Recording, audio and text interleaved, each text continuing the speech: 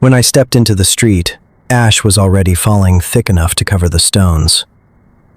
People were running past my door. A man carrying two small children pushed through the street toward the northern gate. Behind him, a woman was shouting a name over and over as she tried to keep up. When I looked toward Mount Vesuvius, the top of the mountain was gone. A massive column of black smoke was rising straight into the sky.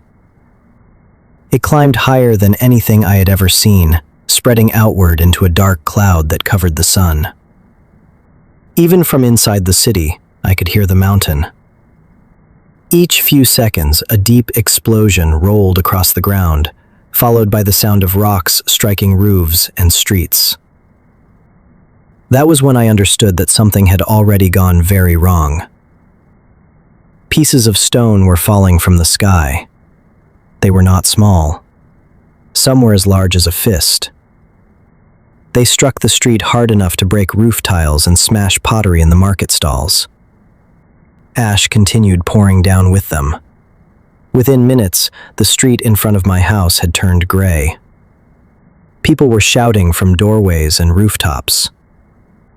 Some were calling for family members. Others were pulling carts out into the road and loading whatever they could carry. Most of them were moving toward the gates. At that moment, many of us still believed we could simply leave the city. Pompeii had several exits, and the countryside around us was open land. If we walked quickly, we thought we could be miles away before the situation became worse. So I went back inside. I took a cloth and wrapped it across my mouth and nose because the air was already filling with ash. I grabbed a small sack with bread and water. The courtyard of my house was turning gray under the falling dust. The small pool in the center had begun collecting ash like dirty snow. When I stepped back outside, the street had become far more crowded. People were no longer speaking calmly. They were pushing forward. The sky had darkened so much that lamps were being lit inside some houses, even though it was still daytime. Above us, the cloud from Vesuvius continued to grow. Lightning flashed inside it. Each flash briefly lit the entire city in a cold white light. Then darkness returned again. I joined the people moving toward the gate. The road was already covered with a layer of ash that grew thicker with every minute. Each step pushed our feet deeper into the powder. Breathing was becoming difficult. Every few moments, someone nearby would begin coughing violently. The sound of the mountain grew louder. Then the ground shook. It was strong enough that several people fell where they stood. Walls groaned around us. Pieces of plaster fell from buildings and shattered on the ground. A large statue near the crossroads tipped from its base and broke apart across the pavement. People began shouting again. The crowd started moving faster. No one was talking about gathering belongings anymore. Those who had delayed inside their houses now ran out into the street carrying whatever they had managed to grab. A man rushed past holding a wooden chest against his chest, as if it contained his entire life. Ahead of us, the northern gate was visible through the growing haze, but reaching it was becoming harder. More stones were falling now. Some struck roofs and bounced into the streets. Others smashed through the tiles and crashed into the houses. One landed in the road only a few steps ahead of me and shattered into fragments. Hot dust burst upward from the impact. The air smelled sharp and bitter. Ash was now falling so heavily that it formed a constant gray curtain in the sky. The daylight faded further until the city looked like early evening. People wrapped cloth around their faces or held pieces of fabric over their mouths. Children cried as their parents dragged them forward. Animals were being pushed through the crowd as well. A mule broke free from a cart and ran blindly down the road, kicking through the ash. When we finally reached the gate, the road outside the city was filled with people. Some had already left earlier and were now returning, shouting warnings. They said the ash was falling just as heavily outside the walls. They said the sky was completely black beyond the fields. But the people behind us kept pushing forward. Nobody wanted to remain inside the city. So we continued moving down the road.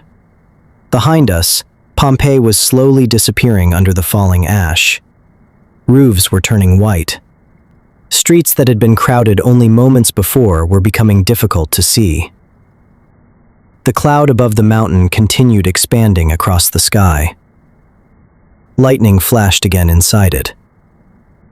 The ground shook a second time. This tremor was shorter but sharper. People stumbled but did not stop moving.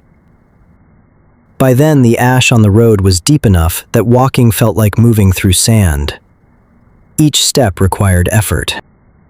Breathing through the cloth across my mouth had become difficult. My throat burned from the dust in the air. Some people began turning back toward the sea, believing the open shoreline might offer safer air. Others continued pushing toward the countryside. There was no clear direction anymore. Everyone simply moved away from the mountain. Then something changed. A hot wind rushed across the road from behind us. The ash in the air thickened suddenly. Daylight vanished completely. For a moment, the world around us turned into darkness. People began shouting that a cloud was coming down from the mountain. When I turned to look, I saw it. A massive wall of black ash and gas was racing down the slope of Vesuvius toward the city. It moved faster than anything I had seen that day. The cloud rolled over the upper streets of Pompeii like a storm breaking across the land. The roar of it reached us seconds later. It sounded like 1,000 fires burning at once. People began running again, but by then, the road was so crowded and the ash so deep that moving quickly was almost impossible. Some fell. Others tried to pull them up. The sky above us remained completely black, except for the flashes of lightning inside the cloud above the mountain. I kept moving with the crowd. Every step felt heavier. The ash continued falling. Behind us, the city was no longer visible at all. Where Pompeii had stood only hours earlier, a gray wall of ash and smoke now covered everything. And as the cloud from the mountains spread across the land, many of us finally understood the truth. We had not left early. We had not escaped quickly. We had waited while the ash first began to fall because we believed we still had time. But the eruption had already begun burying the city before most of us even stepped into the streets. Pompeii was disappearing behind us, and the storm from the mountain was still coming.